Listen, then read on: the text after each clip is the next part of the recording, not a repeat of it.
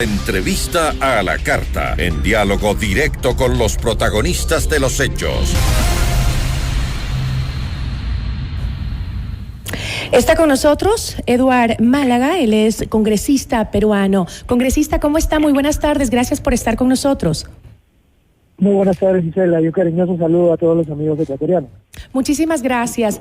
Congresista, ¿no pueden los países de la región expresar su opinión y su preocupación por los hechos ocurridos en el Perú?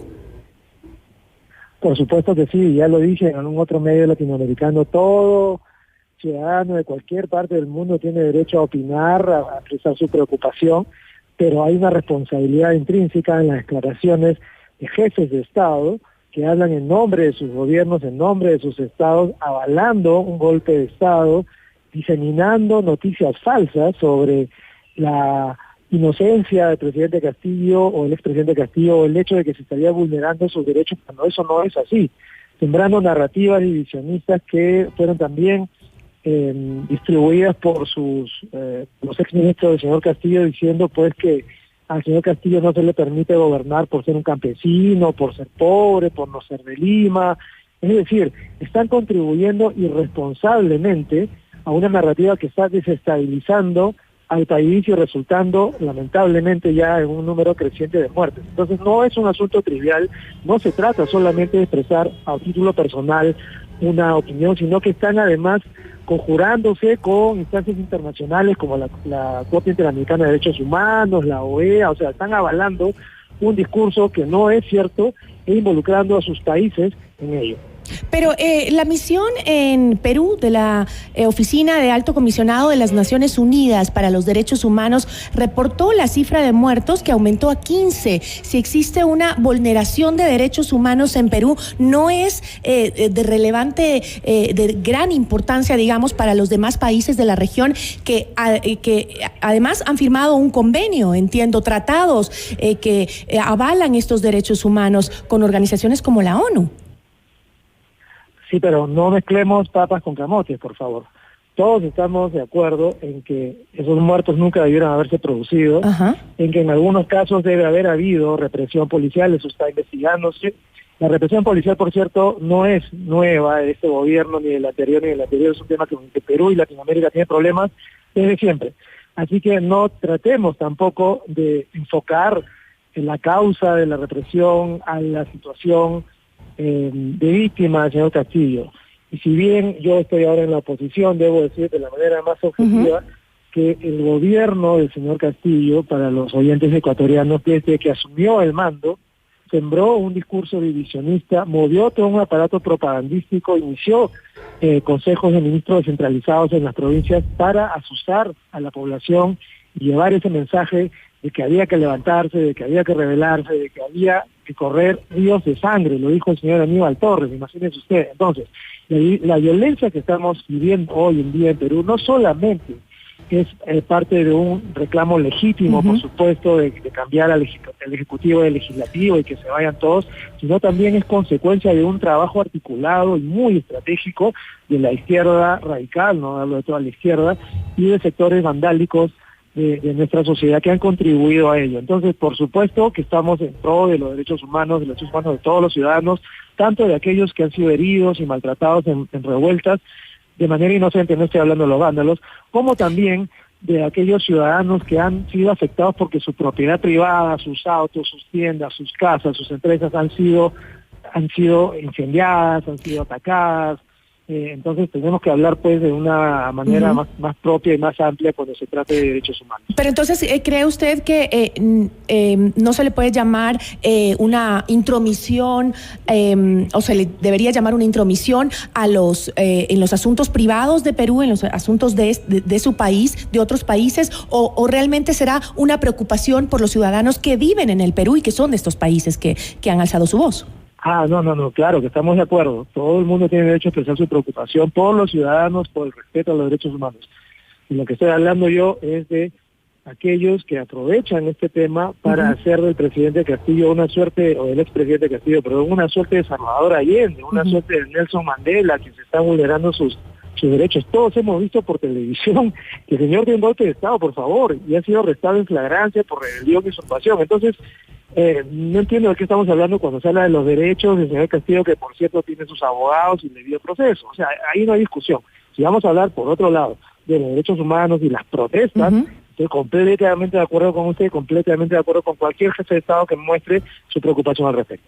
Ahora, entiendo que el canciller de Perú señaló que con la señora presidenta de la República se ha dispuesto el llamado a consulta a Lima a sus embajadores de Argentina, Bolivia, Colombia y México en reacción justamente a lo que hemos venido conversando, a esta intromisión, como llamaron, en los asuntos internos del Perú. ¿Qué implica esto del llamado a consulta a los embajadores? ¿Qué acciones se podrían plantear justamente con esta acción? El llamado a consulta es un mecanismo de protesta bastante enérgico, mostrando que el Perú, el gobierno del Estado peruano, está en desacuerdo con esas actitudes de estos 4 gobiernos. Si no se resuelve, no se aclaran estos temas por canales diplomáticos, el siguiente paso podría ser, eso no es lo que deseamos obviamente, pero el siguiente paso, si es que no se aclara esto, sería el retiro de los embajadores de nuestras embajadas en esos países. Pero esperamos que no se llegue a eso, porque para eso tenemos excelentes diplomáticos en Latinoamérica. Quiero aclarar también que el pronunciamiento de la Cancillería o la decisión de llamar a consulta a los embajadores responde a los comunicados que han hecho estos 4 gobiernos respecto al presidente Castillo, respecto a la situación del presidente Castillo, al no reconocer tampoco a la sucesión presidencial, que es la nueva presidenta, la señora Dina Boluarte, no la reconocen como presidenta de Perú, a diferencia del presidente chileno, del presidente brasileño, por ejemplo, que también son de izquierda. No se refiere al problema que ha hablado usted de los derechos humanos en el Perú. Ese es otro tema completamente distinto. Estamos hablando simplemente de la situación y la narrativa falsa que se ha impuesto en torno al golpista Pedro Castillo. Ahora, justamente en ese tema, congresista, el presidente Andrés Manuel López Obrador negó, el presidente de México, el 13 de diciembre que practique actos de injerencia frente a la crisis política que vive su país, el Perú. Dice que atraviesa el intento de autogolpe de Estado por parte del expresidente Pedro Castillo. El presidente mexicano insistió en que respeta la voluntad del pueblo, que en 2021 eligió a Castillo como su presidente. Lo que plantea el convenio es que se debe reconocer que ganó democráticamente y que no se le puede destituir, dijo eso. ¿Eso quiere decir que ha seguido el Congreso peruano el camino constitucional para la destitución de Castillo o no? No, y por favor yo le agradecería si le hace llegar este mensaje personalmente al señor López Obrador, ojalá que nos escuche en algún lugar de México. Y él está mostrando una absoluta ignorancia de una constitución de un país amigo que no conoce. Él está falsamente diciendo que nosotros no reconocemos el triunfo del señor Castillo. Señorita, yo voté por el señor Castillo, yo traté de apoyar al señor Castillo. O sea, no reconocer el triunfo del señor Castillo, eso es una falacia, para empezar. En segundo lugar, él está reconociendo... Habló incluso de fallas democráticas, dijo él, en la Constitución del Perú. Le sigo respondiendo. Le comento también que él tampoco reconoce lo que está en nuestra Constitución. Que es que si el presidente es vacado por razones legítimas, porque estamos hablando de un mecanismo legítimo constitucional, quien asume es la señora Dina Boluarte. La señora Dina Boluarte es parte de la plancha presidencial del señor Castillo. Los peruanos votaron por el señor Castillo y la señora Boluarte en esa plancha presidencial. Para eso están los vicepresidentes en cualquier país. Entonces, el segundo error que está cometiendo el señor López Obrador. Y el tercero al que se refiere usted es pues una supina ignorancia en cuanto a nuestra Constitución. La Constitución, nuestro artículo 113, tiene un mecanismo que se llama vacancia por incapacidad moral permanente. Nos guste o no, hemos jurado respetar la Constitución y ese es un mecanismo, una válvula de escape que nos permite deshacernos de un presidente no solamente corrupto, sino inmoral y que pone en peligro el destino del país con sus decisiones. Este mecanismo es, en cierta manera, una compensación al hecho de que el artículo 117 bloquea que en el Perú se pueda juzgar a un presidente corrupto o criminal. Imagínense, si en el Perú el presidente degüella a otro ser humano o comete una violación en flagrancia, no se le puede acusar, porque la Constitución lo prohíbe. Entonces, de alguna manera podríamos estar de acuerdo en que sí, la Constitución está mal diseñada, eso viene hace 200 años, pero no se puede decir que hemos actuado inconstitucionalmente porque hemos respetado absolutamente cada punto y cada coma en nuestra Constitución. Congresista, ¿cuál cree usted que es la razón de que Perú no haya podido mantener a un presidente durante un periodo completo en los últimos años?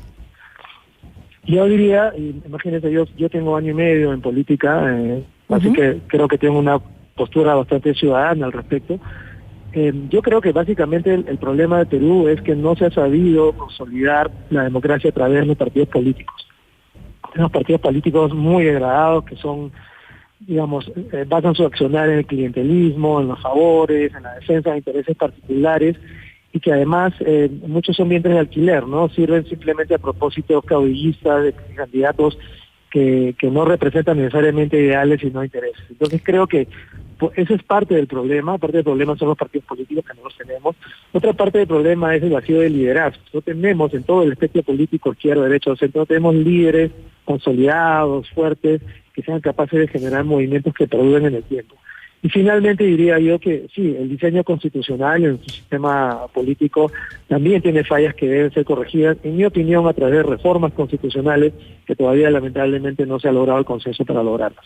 Ahora, ¿cómo avanza el proceso para el adelanto al llamado a elecciones que planteó la presidenta actual? ¿Se pudo adelantar aún más como pedían los manifestantes? ¿Cuál va a ser la resolución ahí? Estamos ahora mismo, he salido para esa entrevista, pero estamos ahora mismo en ese debate, hoy día, y hay, para explicarle mejor a sus oyentes, hay varios proyectos de ley. Hay 2 proyectos de ley que se propusieron desde el Congreso hace un tiempo para un adelanto rápido, express, ¿no? Al 2023, a diciembre del 2023. La presidenta, al entrar, entró con un discurso ciertamente ambiguo, más o menos diciendo que se iba a quedar hasta el 2026, y luego reculó ante la presión, diciendo que efectivamente estaba dispuesta a quedarse, y propuso, como se dice, un proyecto de ley para el 2024, para abril del 2024. O sea, no hay mucha diferencia entre los dos, es diciembre 23 o abril 24.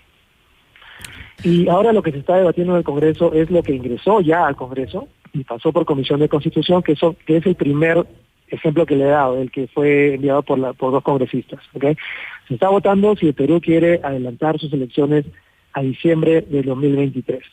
El problema del debate que se ha venido dando desde ayer es que muchos tenemos la posición de que un adelanto de elecciones sin reformas mínimas nos va a hacer caer en el mismo hoyo. Es decir, vamos a repetir una elección que nos va a dar la misma calidad, pobre calidad, de candidatos tanto al Congreso como al Ejecutivo, y vamos a seguir en este círculo de anarquía. Entonces estamos pidiendo que se vincule al proyecto de adelanto de elecciones una suerte de reformas mínimas para la gobernabilidad.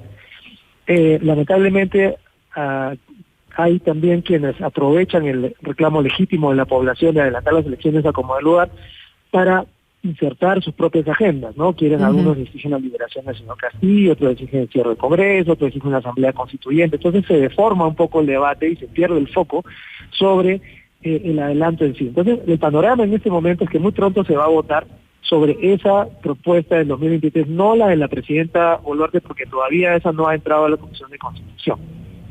¿Y para cuándo tendrán una respuesta en el debate? Hoy debería darse el primer voto, la primera votación sobre ese primer proyecto de ley. Yo espero que hoy día por lo menos tengamos clara la voluntad de los congresistas de desprenderse y dejar sus cargos en un tiempo prudente. En mi caso particular, yo pienso que es irresponsable adelantar las elecciones sin el compromiso de las reformas. Y esa es la lucha que yo estoy dando. Me parece muy irresponsable entregar el país a la anarquía, considerando que hoy estamos ya en manos de radicales. Con eso me quedo, congresista, le agradezco mucho y seguiremos muy de cerca lo que sucede en el Perú. Muchísimas gracias. Encantado de conversar con usted, Gisela. Muy buenas tardes. Buenas tardes. Eduard Málaga, congresista peruano.